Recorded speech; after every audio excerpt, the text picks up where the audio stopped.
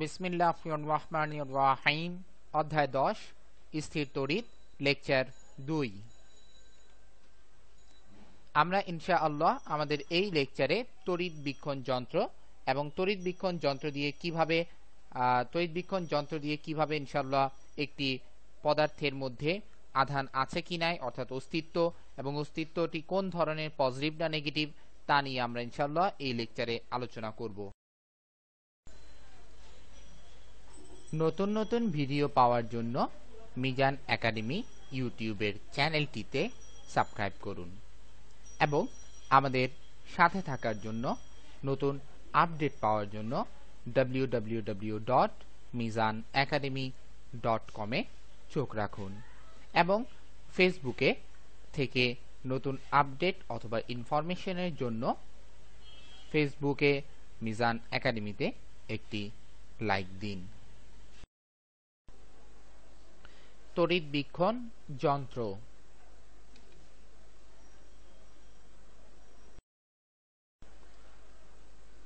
যে যন্ত্রের সাহায্যে কোনো বস্তুতে কি ধরনের আধান রয়েছে, প্রথমে আধান আছে কিনা, দ্যাট মিনস আধানের অস্তিত্ব, এবং পরবর্তীতে যেটা হচ্ছে যে আধানটা কি কোয়ালিটির, অর্থাৎ প্রকৃতি, সেটা কি পজিটিভ চার্জ নাকি নেগেটিভ চার্জের আধান রয়েছে, তা নির্ণয় করা যায় যে যন্ত্রের সাহায্যে। তাদেরকে মোটামুটি ভাবে আমরা তড়িৎ বীক্ষণ যন্ত্র বলে থাকি। আমি আবারও বলছি যে একটি ডিভাইস রয়েছে বা একটি পদার্থ রয়েছে, যে পদার্থের মধ্যে কি আধান আছে সেটা আমি জানি না, সেটা যে যন্ত্রের সাহায্যে আলহামদুলিল্লাহ নির্ণয় করা যায় তাকে আমরা মূলত তড়িৎ বীক্ষণ যন্ত্র বলে থাকি। আমরা ছবিতে একটি তড়িৎ বীক্ষণ যন্ত্র দেখতে পাচ্ছি। তড়িৎ বীক্ষণ যন্ত্রের উপরের অংশটি রয়েছে একটি ধাতব চাকতি। এটা টোটালি ধাতুর তৈরি বা ধাতব তৈরি, এবং এর থেকে নিচের দিকে একটি ধাতুর নল নিচের দিকে নেমে গেল।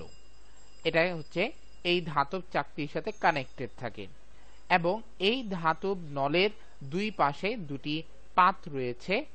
এই দুটি পাতটি স্বর্ণের হয়ে থাকে। এটার জন্যই এই স্বর্ণের পাত হওয়ার কারণে এই তড়িৎ বীক্ষণ যন্ত্রটির নাম স্বর্ণপাত তড়িৎ বীক্ষণ যন্ত্র। কিন্তু স্বর্ণের দাম অনেক বেশি হওয়ায় স্বর্ণের পরিবর্তে হালকা ধাতু হিসেবে টিন বা অ্যালুমিনিয়াম আলহামদুলিল্লাহ ব্যবহার করা হয়ে থাকে। এই টোটাল যে সিস্টেমটা রয়েছে, এই যে টোটাল একটা সিস্টেম, এই টোটাল সিস্টেমটাকে মোটামুটি একটি বোতল, দ্যাট মিনস কাচের যে বোতলগুলি রয়েছে তার ভিতরে প্রবেশ করানো হয়, এবং প্রবেশ করিয়ে আমরা এখানে দেখতে পাচ্ছি এই যে এটা হচ্ছে আমাদের ছিপি। এই গ্রিন যে কালার যে অঞ্চলটুক করলাম, এটা হচ্ছে আমাদের মূলত ছিপি।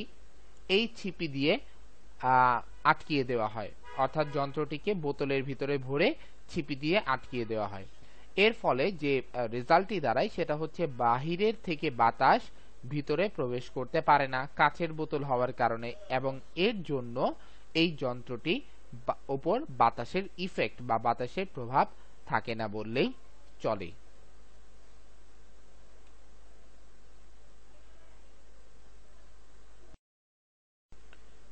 কোনো পদার্থে আধান আছে কি নাই তা নির্ণয় করার জন্য প্রাইমারি লেভেলে তড়িৎ বীক্ষণ যন্ত্রটিকে আগে আহিত করতে হয়।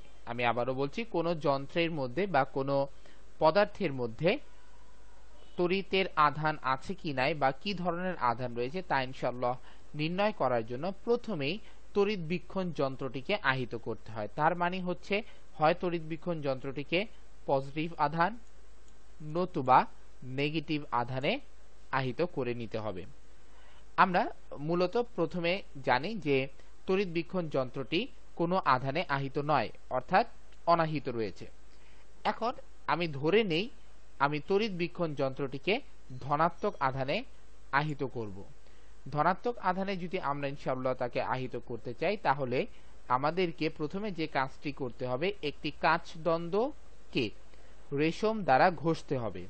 রেশম দ্বারা কাচদণ্ডকে যদি আমরা ইনশাআল্লাহ ঘষি, তাহলে কাচদণ্ডটি ধনাত্মক আধানে আহিত হবে। এখন সেই কাচদণ্ডটাকে যদি আমরা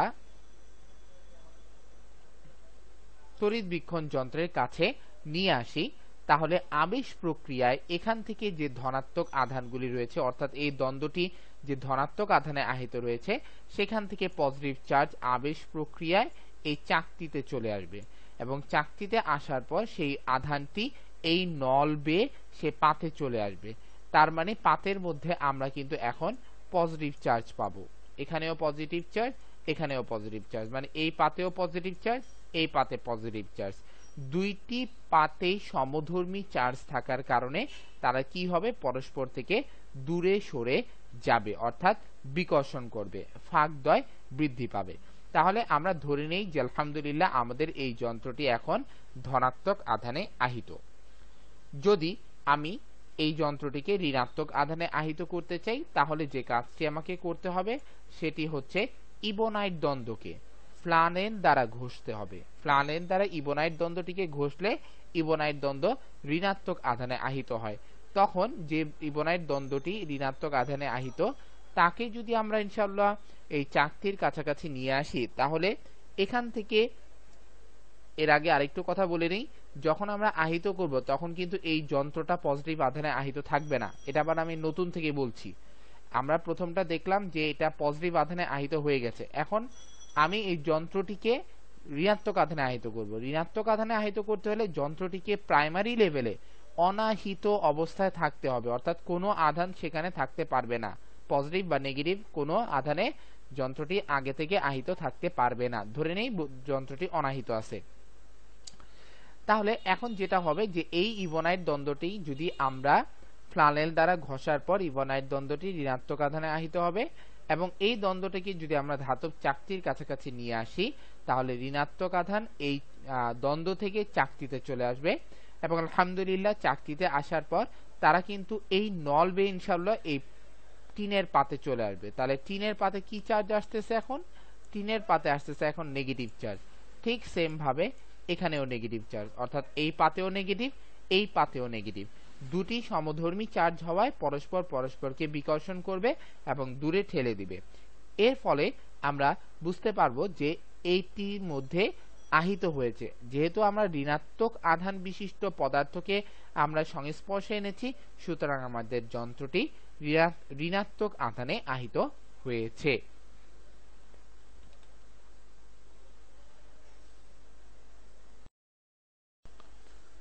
এখন আমরা ইনশাআল্লাহ নির্ণয় করব যে একটি বস্তুতে আধানের অস্তিত্ব আছে কি নাই। অর্থাৎ আমি ধরে নেই যে এই যে একটি বস্তু রয়েছে, এই পদার্থটির মধ্যে আমাদের এখন প্রথম কাজ হচ্ছে যে আধান আছে কি নাই সেটা ইনশাআল্লাহ নির্ণয় করা, অর্থাৎ আধানের অস্তিত্ব। আমরা এর আগে দেখে এসেছি যে আমাদের যন্ত্রটি ধনাত্মক বা ঋণাত্মক আধানে আহিত করতে হবে। তাহলে আমি ধরে নিলাম যে আমাদের যন্ত্রটি অলরেডি এখন পজিটিভ আধানে আহিত রয়েছে এবং এর কারণে এই পাতদ্বয়ের মধ্যে ভর্তি ফাঁক বিদ্যমান। এখন এই বস্তুটি আনার পর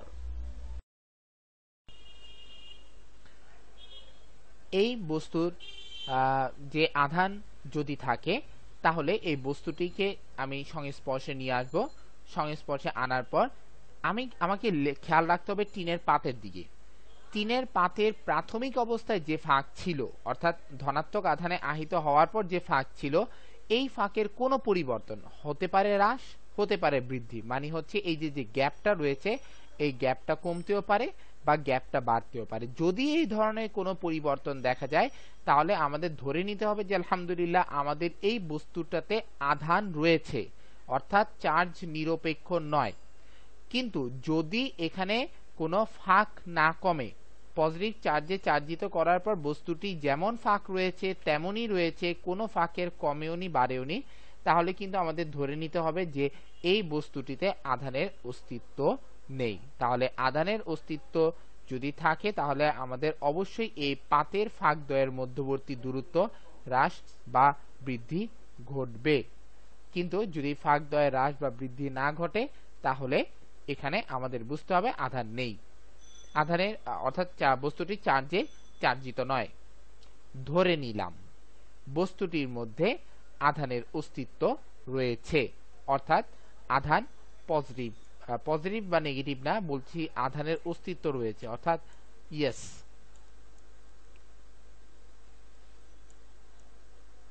আধান আছে। কি ধরনের আধান রয়েছে। হতে পারে ধনাত্মক, হতে পারে ঋণাত্মক। কিভাবে বুঝবো আমরা ইনশাআল্লাহ দেখি। ধরে নিলাম আমরা বস্তুটাতে মধ্যে কি আধান রয়েছে, ধনাত্মক আধান রয়েছে। এখন এই বস্তুটা আমি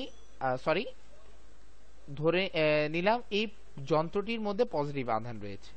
আমরা এখন ইনশাআল্লাহ বস্তুটিকে এই যন্ত্রের সংস্পর্শে নিয়ে আসলাম। নিয়ে আসার পর আমরা দেখব যে এই ফাঁকের মধ্যবর্তী দূরত্ব বা টিনের পাতের মধ্যবর্তী দূরত্ব যদি বাড়ে, তাহলে আমাদের বুঝতে হবে যে যন্ত্রটি যে চার্জে চার্জিত, ঠিক সেম চার্জ এই বস্তুর মধ্যেও রয়েছে।